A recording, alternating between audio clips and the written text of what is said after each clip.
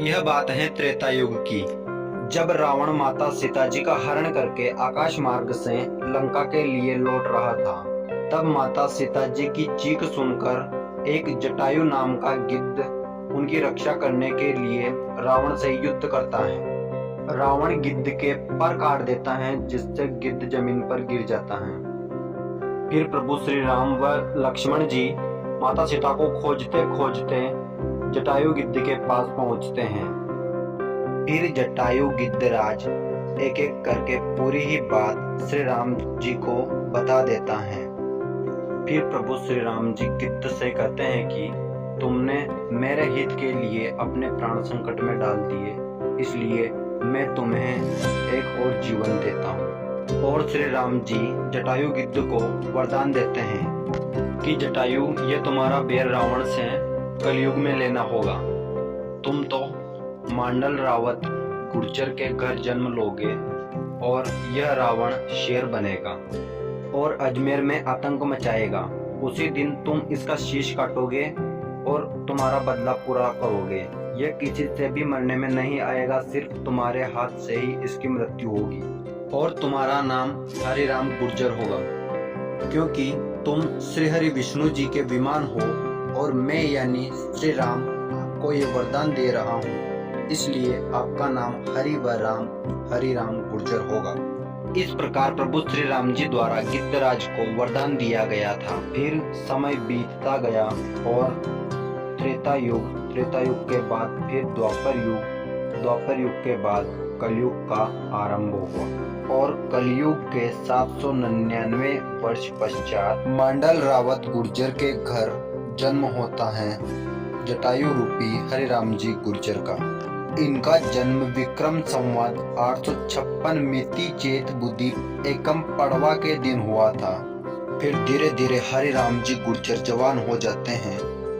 जब वो विवाह के लायक हो गए तो उनका विवाह सालाराम जी फागणा ग्राम फागी जिला जयपुर की लड़की हरकंवर बाई से करवाते हैं। एक दिन हरि राम जी गुर्जर अपने महल में सोए हुए थे।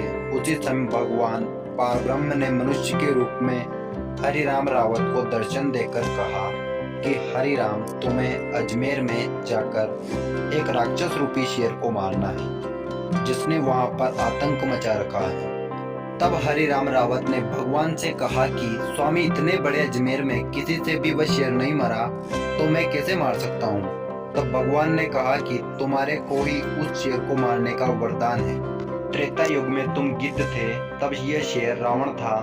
जब रावण ने तुम्हारा पंख पर काटा था, जिसके बदले में अब तुम्हें उसका शीश काटना होगा। इतना कहकर भगवान अंतर ध्यान हो गए। तब हरि राम रावत को भी पूर्व जन्म की याद आ गई।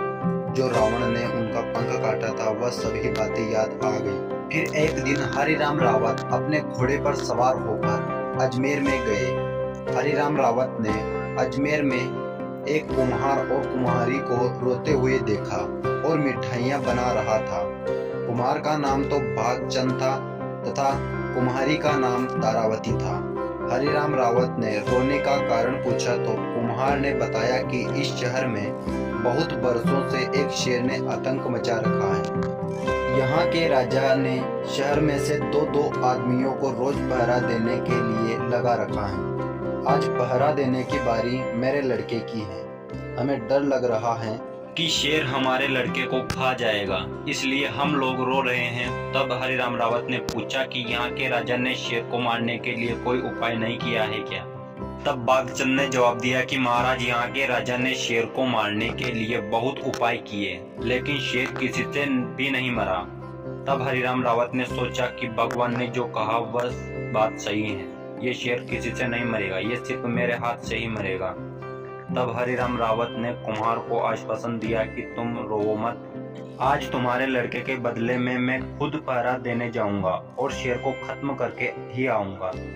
तब कुम्हारी बोली, महाराज, आप रास्ता चलते ही पहरा देने क्यों जाते हो। हरि राम रावत बोले, मैं परोपकारी एवं सेवाकारी हूँ, मुझे मेरी जान का कोई डर नहीं है और यह मेरे पूर्वजों का ग्राम है, इसलिए मुझे मदद करनी चाहिए। तब कुमारी और नगर वासियों ने हरि राम रावत से पूछा कि महाराज, आपके पूर्वज का क्या नाम था।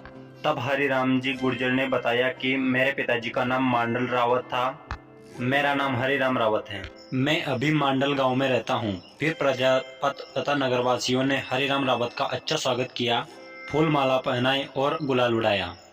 फिर हरिराम जी शेर को मारने के लिए चले जाते हैं और शेर का सिर काट अपना त्रेता युग का बदला कलयुग में पूरा करते हैं। उम्मीद है वीडियो पसंद आया होगा। पसंद आया हो तो अपने दोस्तों के साथ और आगे शेयर करो। जय श्री देव नारायण। हर हर महादेव।